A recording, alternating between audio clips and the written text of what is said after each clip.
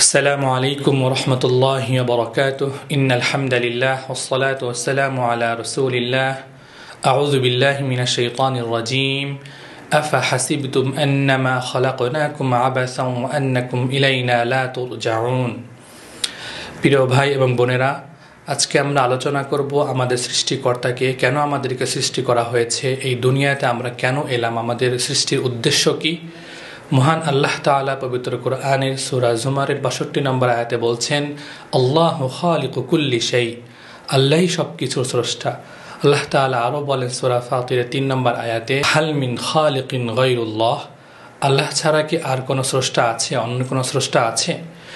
মহান আল্লাহ তাআলা আমাদেরকে অনর্থক সৃষ্টি করেননি, এই দুনিয়াতে আমাদেরকে পাঠিয়েছেন অবশ্যই কোনো না কোনো উদ্দেশ্যে।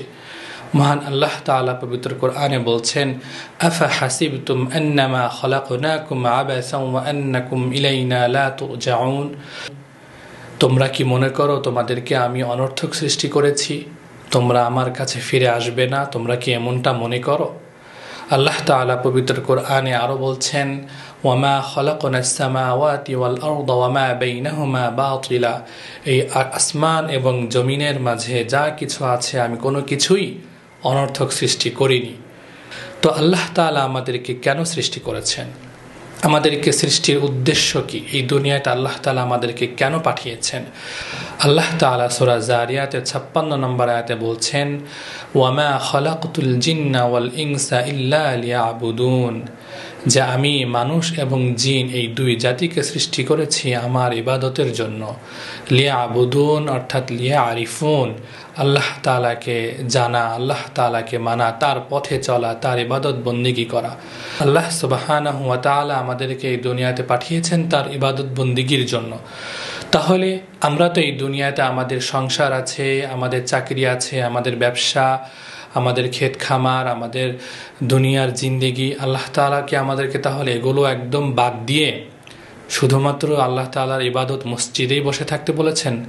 সেটা কিন্তু নয়, বরং আমাদের জিন্দেগির যত কাজ আছে, দুনিয়াবি যত কাজ আছে, সংসার, বিবি বাচ্চা, চাকরি বাকরি, ব্যবসা বাণিজ্য, ক্ষেত খামার, সব কিছুই আমরা যদি আল্লাহ সুবহানাহু ওয়া তাআলা এবং রাসূলুল্লাহ সাল্লাল্লাহু আলাইহি ওয়াসাল্লামের দিক নির্দেশনা অনুযায়ী চলি এবং মানি, তাহলে আমাদের জীবন এবং আমাদেরকে যে সৃষ্টির উদ্দেশ্য আল্লাহ তাআলার ইবাদত বন্দেগী করা, সেটা সেই হক পূরণ হয়ে যাবে ইনশাআল্লাহ। তো আল্লাহ তাআলা আমাদেরকে ইবাদত বন্দেগীর জন্য সৃষ্টি করেছেন। পবিত্র কোরআন আল্লাহ তাআলা আরও বলছেন, ওয়া'বুদ রাব্বাকা হাত্তা ইয়াতিয়াকাল ইয়াকিন, তোমরা মৃত্যুর আগ পর্যন্ত, তোমাদের মরণ আসার আগ পর্যন্ত তোমরা ইবাদত বন্দেগী করো। সো আল্লাহ সুবহানাহু ওয়া তাআলা আমাদেরকে এই দুনিয়াতে পাঠিয়েছেন আল্লাহ তাআলার ইবাদত বন্দেগী করার জন্য, আল্লাহ তাআলাকে জানা, আল্লাহ তাআলাকে মানা এবং তার পথে চলা। সুতরাং আমরা আমাদের জীবনের সকল কাজ, আমাদের চাকরি, আমাদের সংসার, আমাদের ব্যবসা বাণিজ্য, আমাদের সকল কিছু আল্লাহ সুবহানাহু ওয়া তাআলার দিক নির্দেশন অনুযায়ী হবে এবং রাসূলুল্লাহ সাল্লাল্লাহু আলাইহি ওয়াসাল্লামের দেখানো পথ, সেই অনুযায়ী যদি আমরা আমাদের জিন্দেগিকে সাজিয়ে তুলি, তাহলে আল্লাহ তাআলা আমাদেরকে যে উদ্দেশ্যে পাঠিয়েছেন সেই উদ্দেশ্য হাসিল হবে। আল্লাহ সুবহানাহু ওয়া তাআলা আমাদেরকে তার পথে চলা, তাকে চেনা এবং তিনি আমাদেরকে যেভাবে কোরআনে নির্দেশ দিয়েছেন, রাসূল করিম সাল্লাল্লাহু আলাইহি ওয়াসাল্লাম যেভাবে হাদিসে আমাদেরকে পথ দেখিয়েছেন, আমাদেরকে দিক নির্দেশনা দিয়েছেন, সেই অনুযায়ী আমরা যাতে আমাদের জীবন সাজাতে পারি, সেই তৌফিক আল্লাহ তাআলার কাছে আমরা চাই।